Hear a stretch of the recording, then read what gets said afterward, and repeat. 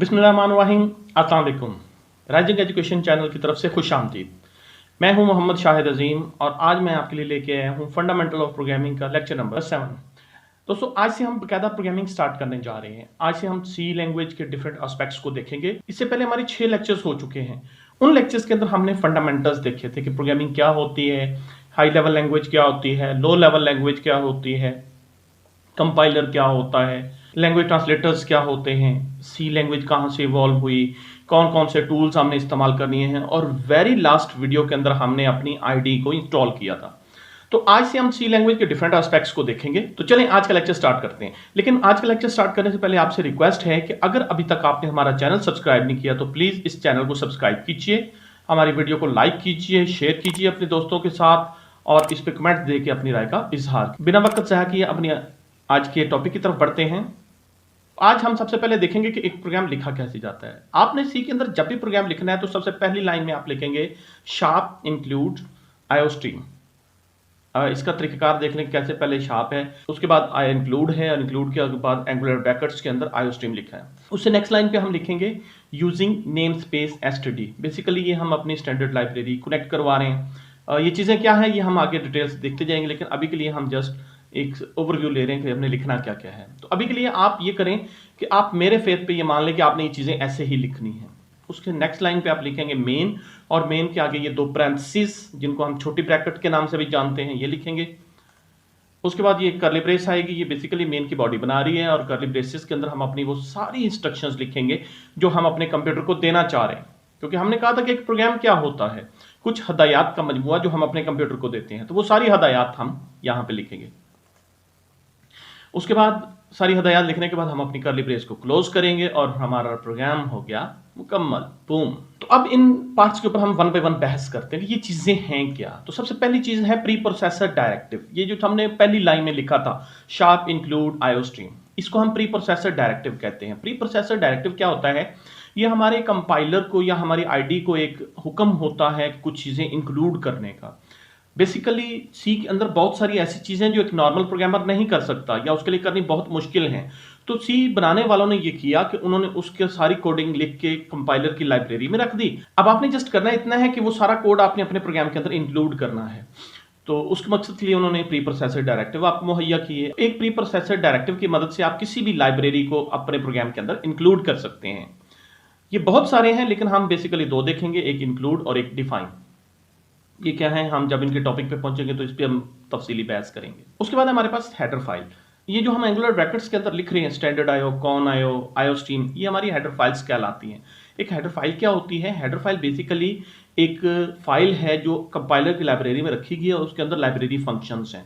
ये library function क्या है, ऐसे फंक्शंस जो सी लैंग्वेज बनाने वालों ने बना के अपनी लाइब्रेरी के अंदर रखे हुए हैं और आपको अलाउ किया है कि आप उनको जस्ट इस्तेमाल करें, उनको इंक्लूड कर लें अपने प्रोग्राम के अंदर और उनको इस्तेमाल कर अपनी नीड्स के मुताबिक।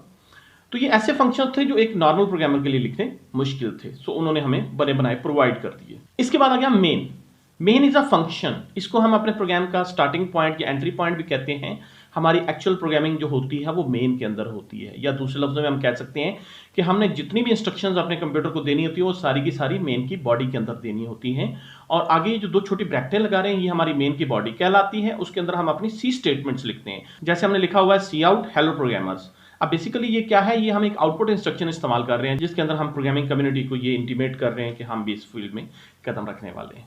सो एक सी स्टेटमेंट क्या होती है, एक सी स्टेटमेंट एक इंस्ट्रक्शन है जो सी लैंग्वेज के अंदर मौजूद है और जिसको हमने इस्तेमाल करना है अपनी जरूरत के मुताबिक।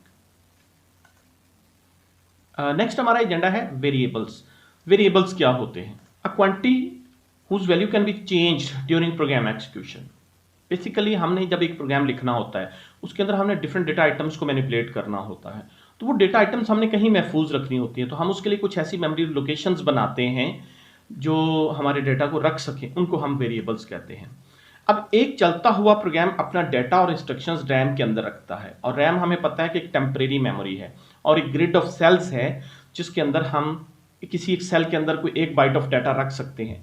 तो हम करते क्या हैं कि हमने जितना भी अपने प्रोग्राम के अंदर डाटा रखना होता है वो सारे का सारा हम रैम के डिफरेंट सेल्स के अंदर अरेंज करते हैं। अब उन सेल्स को एक एड्रेस लगा होता है, उस एड्रेस की मदद से ही हमने डाटा रखना होता है, उसी एड्रेस की मदद से ही हमने डाटा रीड करना होता है। अब वो एड्रेसेस हमें याद नहीं रहते, न्यूमेरिक एड्रेसेस, और हमने पहले भी ये बात की कि इंसानी दिमाग नंबर्स को इतना अच्छा याद नहीं रख सकता, इंसानी दिमाग नंबर्स के साथ इतना अच्छा काम नहीं कर सकता। तो हम फिर क्या करते हैं, हम इतने सारे नंबर्स याद रखने की बजाय हम क्या करते हैं, हम उनको एक टेक्सचुअल नेम दे देते हैं, एक नाम लगा देते हैं उनके ऊपर, जिससे हमें ये याद रहता है कि हमने किस सेल के अंदर कौन सी चीज रखी थी। तो वो नेम्ड मेमोरी लोकेशंस, रैम की वो लोकेशंस जिनका हमने एक नाम रखा हुआ है, वो हमारे वेरिएबल्स कहलाते हैं। तो आप ऐसे समझ लें कि आपने मेमोरी के अंदर एक डब्बा बनाया है जिसके अंदर आप कोई भी वैल्यू रख सकते हैं।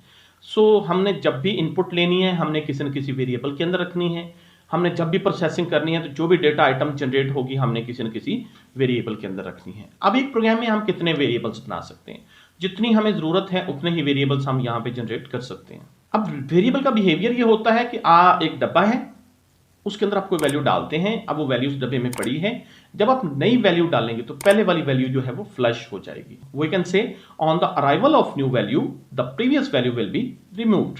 सो एक वेरिएबल के अंदर डिफरेंट टाइम्स में डिफरेंट वैल्यूज पड़ी होती हैं, इसलिए हम इसको वेरिएबल कहते हैं, जिसके अंदर वैल्यू चेंज होती रहती है। आप थोड़ा सा विजुलाइज करें इन चीजों को। एक प्रोग्राम है, वो मेमोरी के अंदर कहीं पड़ा है, उसके अंदर एक सेक्शन है जिसमें हमने उसकी इंस्ट्रक्शंस लिखी हुई हैं, एक सेक्शन है जिसमें हमने डाटा रखना है। अब उस सेक्शन के अंदर आगे डिफरेंट सेल्स हैं, हर सेल के अंदर कोई आइटम आएगी, तो हमने मेंशन करना है कि किस सेल के अंदर हम कौन सी चीज डालेंगे। जैसा कि आप एक जनरल स्टोर पे जाते हैं, वहां डब्बों में डिफरेंट चीजें रखी होती हैं। अब अगर डब्बों के ऊपर सिर्फ नंबर्स लगे हों तो उनको ये याद रखना मुश्किल हो जाए कि किस डब्बे में कौन सी चीज पड़ी है, तो वो क्या करते हैं, डब्बों के ऊपर चीजों के नाम रख देते हैं, इस डब्बे में ये चीज पड़ी, इस डब्बे में ये चीज पड़ी, इस डब्बे में ये चीज पड़ी और इस डब्बे में ये चीज पड़ी। इससे क्या होता है, इससे होता यह है कि हमें चीजों को आइडेंटिफाई करना या उनको मेमोराइज करना आसान हो जाता है, उनको याद रखना आसान हो जाता है। तो इस वक्त स्क्रीन में आप मेरे बिल्कुल ऊपर देख सकते हैं कि हमने एक डब्बा बनाया, एक वेरिएबल बनाया, इसका हमने एक नाम रख दिया। अब इसके अंदर हम जो भी डालेंगे वो इस नाम से हम एक्सेस कर सकते हैं। तो एक वेरिएबल के साथ एसोसिएटेड 4 कॉन्सेप्ट्स होते हैं। सबसे पहला कॉन्सेप्ट होता है उसका नाम। हर वेरिएबल का एक नाम होता है जिसके जरिए हमने उस वेरिएबल के अंदर पड़ी वैल्यूज को एक्सेस करना होता है। टाइप, हर वेरिएबल की एक डेटा टाइप होगी, तो जब भी हमने एक वेरिएबल बनाना है उसकी हमने डेटा टाइप डिफाइन करनी है कि इसके अंदर किस तरह का डाटा आएगा। इन डेटा टाइप्स को हम नेक्स्ट वीडियो में डिटेल से पढ़ने वाले हैं। सो अभी के लिए आप इतना समझ लें कि जब भी हमने वेरिएबल बनाना है उसकी डेटा टाइप हमने मेंशन करनी है। साइज, हर वेरिएबल का एक खास साइज होता है और ये भी डेटा टाइप से ही एसोसिएटेड होता है, जो ये बताता है कि इस वेरिएबल में मेमोरी में कितनी जगह ली हुई है और उसी हिसाब से हम उसके लिए सेल्स या उसके लिए मेमोरी रिजर्व करवाते हैं। और चौथी चीज होती है वैल्यू। वैल्यू क्या होती है, वो कंटेंट जो हम वेरिएबल के अंदर डालने जा रहे हैं, क्योंकि हम वेरिएबल क्यों बना रहे हैं, डाटा रखने के लिए। सो वो डाटा जो हम अपने वेरिएबल के अंदर रखेंगे वो उसका वैल्यू कहलाएगा। इस वक्त आप स्क्रीन पे ये एक डब्बे से देख सकते हैं, ये एक एनालॉजी के लिए हमने लिए हैं। जैसे ये मतलब पीओ बॉक्स होता है डाकखाने के अंदर या लॉकर रूम्स होता है किसी भी स्टाफ रूम के अंदर। है क्या कि डिफरेंट लॉकर्स हैं, डिफरेंट डब्बे हैं, हमने डब्बों के ऊपर नाम लिख दिए हैं। अब वो वैल्यू हम उस डब्बे में डालेंगे। मसलन एक डब्बे के ऊपर हमने लिखा हुआ एज, तो इस डब्बे में हम किसी की एज रखेंगे, तो दैट्स द वेरिएबल। उम्मीद है ये कॉन्सेप्ट आपकी समझ में आ गया होगा, लेकिन अगर ये समझ में नहीं आया तो आप कमेंट देके आप मुझसे पूछ सकते हैं, मैं आपको फर्दर एक्सप्लेन करूंगा, या फिर आप व्हाट्सएप के जरिए मुझसे रब्ता कर सकते हैं। व्हाट्सएप का लिंक भी नीचे डिस्क्रिप्शन में मौजूद है। अब हमने हर वेरिएबल का एक नाम रखना होता है, तो उसके कुछ रूल्स हैं, तो हम देख लेते हैं कि हम वेरिएबल का नाम किस तरह से रखते हैं। सबसे पहली चीज, आप वेरिएबल का कोई भी नाम रख सकते हैं, ये आपकी मर्जी है, लेकिन आपने रिजर्व वर्ड्स यूज नहीं करने। रिजर्व वर्ड्स क्या होते हैं, ये सी की 32 कमांड्स हैं, 32 कमांड्स हैं सी लैंग्वेज की, जिनको आप as a variable name use नहीं कर सकते।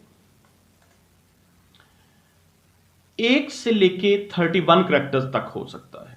एक वेरिएबल कम से कम 1 कैरेक्टर का होगा और ज्यादा ज्यादा उसके अंदर 31 कैरेक्टर्स हो सकते हैं, और वो आपकी मर्जी, आप क्या इस्तेमाल करते हैं। इसके अंदर अल्फाबेट्स हो सकते हैं A to Z, इसके अंदर नंबर्स हो सकते हैं 0 to 9, और इसके अंदर अंडरस्कोर हो सकता है। अंडरस्कोर क्या है, ये एक हाइफन होती है जो हम अपने लाइन के एज के ऊपर लगाते हैं। वेरिएबल का नाम हमेशा एक कैरेक्टर से या अंडरस्कोर से स्टार्ट होगा। आप कभी भी वेरिएबल का नाम एक नंबर से स्टार्ट नहीं कर सकते। तो इस वक्त वैलिड नेम कुछ आप स्क्रीन पे देख सकते हैं, x, y, age of students, इस तरह के नाम आप रख सकते हैं। इस वक्त आप स्क्रीन पे कुछ वैलिड नेम देख रहे हैं, मसलन x, y, marks, age of student, underscore, obtained marks, ये सारे के सारे वैलिड नेम हैं। मसलन आप आगाज में या तो करेक्टर लगा सकते हैं, तो एक्स वाई जी मार्क्स एज सब में करेक्टर आ रहा है, या आप अंडरस्कोर लगा सकते हैं, जैसे अंडरस्कोर ऑब्टेन मार्क्स। अंडरस्कोर आप आगाज में यूज कर सकते हैं, लेकिन ये रिकमेंडेड नहीं है, आप आगाज में कभी अंडरस्कोर का यूज इस्तेमाल नहीं करेंगे। स्टूडेंट वन, इसमें भी आगाज में स्टूडेंट आया है तो एस है। इस वक्त स्क्रीन पे आप कुछ इनवैलिड नेम देख रहे हैं। इनवैलिड क्यों? क्योंकि आगाज में एक नंबर आया है, जबकि वेरिएबल्स के आगाज में नंबर अलाउड नहीं है। वेरिएबल नेम कॉम्प्रिहेंसिव होना चाहिए, सेल्फ एक्सप्लेनेटरी होना चाहिए, शॉर्ट होना चाहिए। मतलब छोटा वेरिएबल नेम रखें, लेकिन उसे यह समझ आ रही हो कि उसके अंदर पड़ा क्या है। अब एक प्रोग्राम के अंदर आपने अपने वेरिएबल्स डिक्लेयर करने हैं, तो जब भी आप एक प्रोग्राम के अंदर कोई वेरिएबल इस्तेमाल करना चाह रहे हैं, पहले आप उसको डिक्लेयर करेंगे। तो डिक्लेयर करने का तरीकेकार क्या होता है? सबसे पहले आप अपनी डेटा टाइप प्रोवाइड करेंगे और उसके बाद आप वेरिएबल का एक नाम रखेंगे, एक वैलिड आइडेंटिफायर इस्तेमाल करेंगे। डेटा टाइप्स हमने अभी बात की थी कि ये बताती हैं, अभी हम थोड़ी देर पहले बात की थी कि डेटा टाइप क्या होती है। डेटा टाइप ये बताती है कि इस वेरिएबल के अंदर किस तरह का डाटा आएगा, और उसके बाद हमने एक वैलिड आइडेंटिफायर के रूल्स भी देखे। सो डेटा टाइप्स हमारे पास 6 हैं: int, short, long, float, double और चार। इनको हम अगली वीडियो में बड़ी डिटेल से पढ़ने वाले हैं। तो इनमें से कोई भी एक डेटा टाइप आप इस्तेमाल कर सकते हैं, जैसे मैंने इंट किया है। इंट होता है होल नंबर्स के लिए, हम ये बता रहे हैं कि इस वेरिएबल एक्स के अंदर होल नंबर्स रखे जाएंगे। इस तरह फ्लोट वाई, फ्लोट होता है डेसिमल पॉइंट्स के लिए, ऐसे नंबर जिनके अंदर डेसिमल पॉइंट आता है या अशारिया आता है। इस तरह लॉन्ग बहुत बड़े होल नंबर्स के लिए होता है। सो आपने जब भी एक वेरिएबल बनाना है, पहले उसकी डेटा टाइप देनी है, बाद में उसका नाम देना है। अब हमने 3 वेरिएबल्स बनाए हैं, तो हमने उसके लिए 3 लाइन्स इस्तेमाल की हैं। आप बेसिकली एक लाइन के अंदर भी मल्टीपल वेरिएबल्स बना सकते हैं, लेकिन शर्त यह है कि उनकी डेटा टाइप सेम होनी चाहिए। मसलन हमने दिया इंट एक्स वाई जी, हम ये बता रहे हैं कि 3 वेरिएबल्स बनाने, एक एक्स, एक वाई और जी, उन तीनों की डेटा टाइप क्या होगी? इंट होगी। सो अगर डेटा टाइप सेम है तो आप एक ही लाइन में बना सकते हैं, लेकिन अगर डेटा टाइप्स डिफरेंट है तो फिर आपको अलग अलग लाइन में जाना पड़ेगा। अच्छा, अब आपने वेरिएबल्स बना लिया, नेक्स्ट हमारा टास्क क्या होगा? उस वेरिएबल के अंदर वैल्यू पुट करना। उसके लिए हम असाइनमेंट ऑपरेटर इस्तेमाल करते हैं। बेसिकली हम क्या करते हैं? हम वेरिएबल को वैल्यू असाइन करते हैं। तो असाइन करने के लिए हम असाइनमेंट ऑपरेटर का इस्तेमाल करेंगे। असाइनमेंट ऑपरेटर क्या है? ये इज इक्वल टू का साइन होता है, जिसका मकसद है किसी वेरिएबल के अंदर वैल्यू पुट करना। तो मतलब ये आप एक स्टेटमेंट देख रहे हैं, int x is equal to 5। Basically इस स्टेटमेंट के अंदर 2 काम हो रहे हैं, एक तो एक्स वेरिएबल बन रहा है और दूसरा उसके अंदर वैल्यू 5 पुट की जा रही है। तो अब विजुलाइज करें कि मेमोरी के अंदर एक डब्बा हमने रिजर्व करवाया, उसका नाम हमने x रख दिया और उसके अंदर वैल्यू हमने 5 पुट कर दी। अब इस स्टेटमेंट में हम देखिए, हम करेंगे x is equal to 5 plus 2। तो बेसिकली हमने क्या किया है? Variable name is equal to 5 plus 2, हमने एक एक्सप्रेशन लिखी है। अब ये जो 5 प्लस 2 है, ये पहले सॉल्व होएगी और इसका जो आंसर आएगा ये चला जाएगा x के अंदर। तो इस तरीके से वेरिएबल के अंदर हम वैल्यूज पुट कर सकते हैं। असाइनमेंट ऑपरेटर जो होता है, इसकी 2 साइड्स होती हैं, एक लेफ्ट साइड और एक राइट साइड। ये कहलाती है एल वैल्यू और आर वैल्यू। इसकी लेफ्ट साइड पे हमेशा वेरिएबल नेम होगा, तो एल वैल्यू एक वेरिएबल नेम होगा, लेकिन आर वैल्यू के तौर पे एक वेरिएबल हो सकता है, एक कांस्टेंट हो सकता है, एक फंक्शन हो सकता है, एक एक्सप्रेशन हो सकती है। और राइट साइड वाली वैल्यू हमेशा लेफ्ट साइड वाली वैल्यू में पुट की जाएगी। तो जो भी आप लेफ्ट साइड पे वेरिएबल नेम देंगे, राइट साइड वाली वैल्यू उठा के उस वेरिएबल के अंदर डाल दी जाएगी। असाइनमेंट एक्सप्रेशन, असाइनमेंट एक्सप्रेशन क्या होती है? हर वो एक्सप्रेशन, हर वो स्टेटमेंट जिसके अंदर एक असाइनमेंट हो रही होगी, एक असाइनमेंट ऑपरेटर इस्तेमाल हुआ होगा, या किसी वेरिएबल को वैल्यू असाइन की जा रही होगी, उसे हम असाइनमेंट स्टेटमेंट कहेंगे या असाइनमेंट एक्सप्रेशन कहेंगे। So any expression that contains assignment operator or assign a value to a variable, मसलन हमने ये दोबारा वही स्टेटमेंट लिखी है, int x is equal to 5। अब इसमें देखिए हो क्या रहा है, सबसे पहले एक डब्बा बन रहा है, देन उसका नाम x सेट हो रहा है और उसके बाद उसके अंदर वैल्यू पुट हो रही है। तो जो भी उसके राइट साइड पे वैल्यू है वो उस वेरिएबल के अंदर पुट कर दी जाएगी। ये जितनी भी एक्सप्रेशंस आप देख रहे हैं, ये सारी की सारी असाइनमेंट स्टेटमेंट्स हैं। अब इस स्टेटमेंट को देखें, इसमें हमने लिखा है kms is equal to kms per miles multiply miles. Basically हम क्या क्या रहे हैं, हमारे पास 3 वेरिएबल्स हैं, एक kms, एक kms पर माइल और एक माइल्स। असल में प्रॉब्लम क्या है? हमारे पास प्रॉब्लम यह है कि हमें किसी ने माइल्स बताए हैं और हमने उसको किलोमीटर्स में कन्वर्ट करना है। एक माइल में हमेशा 1.609 किलोमीटर्स होते हैं। तो हमने क्या किया, 2 वेरिएबल्स बनाए, एक माइल्स का एक किलोमीटर्स पर माइल का, और इन दोनों को मल्टीप्लाई करवा के हमने डलवा दिया kms में। सो हमने लिखा kms per mile multiply with miles. ये याद रखिएगा कि यहाँ पे एस्ट्रिक्स का साइन या स्टार का साइन इस्तेमाल होता है मल्टीप्लिकेशन के लिए। तो हमने किया क्या कि किलोमीटर्स पर माइल और माइल्स में जो वैल्यूज पड़ी थी उन दोनों को मल्टीप्लाई करवाया और डाला हमने केएमएस में। तो ये दोनों वेरिएबल से हमने वैल्यू ली और उसको मल्टीप्लाई करके डाल दिया हमने केएमएस में। अच्छा, ये देखिए कि जो राइट साइड पे वेरिएबल्स आ रहे होते हैं इनको नहीं फर्क पड़ता, फर्क हमेशा लेफ्ट साइड वाले को पड़ता है। तो जो वैल्यू पुट होती है वो लेफ्ट साइड वाले पे पुट होती है, राइट साइड वाले एज इट इज रहते हैं। तो आपने जिस वेरिएबल में वैल्यू डलवानी है, जिसको आपने चेंज करना है, वो लेफ्ट साइड पे आएगा और बाकी जो है वो राइट साइड पे चले जाएंगे।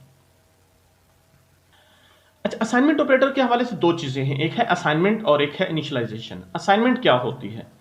Assigning value to a variable after declaration. हमने पहले एक वेरिएबल डिक्लेयर किया, डिक्लेयर करने के बाद हमने उसको एक वैल्यू दी, मतलब एक डब्बा बनाया, डब्बे के अंदर हमने वैल्यू पुट की, तो ये चीज असाइनमेंट कहलाती है। इसमें वेरिएबल पहले बनता है, उसके बाद नेक्स्ट किसी रो के अंदर जाके, नेक्स्ट किसी लाइन के अंदर जाके हम उसके अंदर वैल्यू पुट करते हैं। तो हमने किया इंट x, एक लाइन में हमने x वेरिएबल बनाया और दूसरी लाइन में हमने किया x इज इक्वल टू 10, तो x वेरिएबल को हमने वैल्यू पुट कर दी। सो असाइनमेंट आप पूरे प्रोग्राम में कभी भी कर सकते हैं, किसी भी जगह पे जाके आप अपने वेरिएबल को वैल्यू दे सकते हैं। दूसरी चीज होती है इनिशियलाइजेशन। तो इनिशियलाइजेशन क्या होती है? Assigning value to a variable at the time of declaration. जब आप एक वेरिएबल क्रिएट कर रहे हैं उसी वक्त आप उसको वैल्यू दें, तो ये चीज इनिशियलाइजेशन कहलाती है। मतलब हमने लिखा int x is equal to 10, तो हमने एक वेरिएबल x बनाया और ऑन स्पॉट ही उसके अंदर वैल्यू 10 पुट कर दी, तो ये चीज इनिशियलाइजेशन कहलाएगी। अब एक प्रोग्राम के अंदर हमने कितने वेरिएबल्स बनाने होते हैं? देखिए, लिमिट कोई नहीं है, आप जितने चाहें बना सकते हैं, लेकिन बनाने कितने हैं ये फैसला कैसे होगा? हमने अपनी प्रॉब्लम स्टेटमेंट का तज्जिया करना होता है और उसके अंदर से हम दो चीजें एक्सट्रैक्ट करते हैं। नंबर 1 इनपुट्स कितनी है, नंबर 2 हमारी प्रोसेसिंग के अंदर जो आइटम्स जनरेट होंगी वो कितनी है। तो हम देखते हैं कि जी हमें 2 इनपुट्स मिली और उनसे हमने एक आंसर जनरेट करना। मसलन मैं कहता हूं यूजर से 2 नंबर्स लें और उनको ऐड करें। अब आप 2 नंबर लेंगे, 2 आइटम्स ये होगी, उनको ऐड करके एक सम आएगा, तीसरी आइटम ये होगी, तो टोटल 3 वेरिएबल्स आपने बनाने हैं। मैं कहता हूं यूजर से 5 लोगों की एज लें और उसकी एवरेज एज निकालें। आपने 5 लोगों की एज ली, 5 वेरिएबल्स ये हो गए, छठा आपने उनका सम निकालना है, 7वीं आपने उनकी एवरेज निकालनी, तो 7 वेरिएबल्स चाहिए आपको। सो इस तरीके से हम अपनी प्रॉब्लम स्टेटमेंट का तज्जिया करके हम ये फैसला करते होते हैं कि टोटल कितने वेरिएबल्स बनेंगे। चलें एक और प्रैक्टिस कर लेते हैं। मैं कहता हूं यूजर से उसकी एज ईयर्स में लो, उसके डेज और मंथ्स कैलकुलेट करो। तो जब हम ईयर्स में एज लेंगे, एक चीज तो वो हो जाएगी एज इन ईयर्स, उसके बाद हम एज इन डेज और एज इन मंथ्स कैलकुलेट करेंगे, तो टोटल कितनी एजेस होंगी? 3 एजेस आ जाएंगी हमारे पास। तो 3 वेरिएबल्स चाहिए हमें। मैं कहता हूं यूजर से उसके ऑब्टेन्ड मार्क्स लो, उसके टोटल मार्क्स लो और उसकी परसेंटेज निकालो, तो यहां भी 3 वेरिएबल चाहिए, ऑब्टेन्ड मार्क्स के लिए, टोटल मार्क्स के लिए और परसेंटेज के लिए। तो इस तरीके से हम अपना फैसला करते हैं कि हमने टोटल कितने वेरिएबल्स बनाने हैं। तो आगे जब हम अपनी प्रोग्रामिंग प्रैक्टिस करेंगे तो इस चीज को हम बड़े अच्छे तरीके से एक्सप्लोर करेंगे कि कैसे हमने फैसला करना होता है कि वेरिएबल्स कितने बनाने हैं। तो ये था हमारा आज का लेक्चर। कैसा लगा? उम्मीद है पसंद आया होगा, और अगर आपको ये वीडियो पसंद आई है तो प्लीज इस वीडियो को लाइक कीजिए, शेयर कीजिए अपने दोस्तों के साथ, चैनल को सब्सक्राइब कीजिए और हमें कमेंट करके अपनी राय का इज़हार कीजिए। तो जल्दी मिलते हैं नेक्स्ट वीडियो के साथ, तब तक के लिए अल्लाह हाफिज।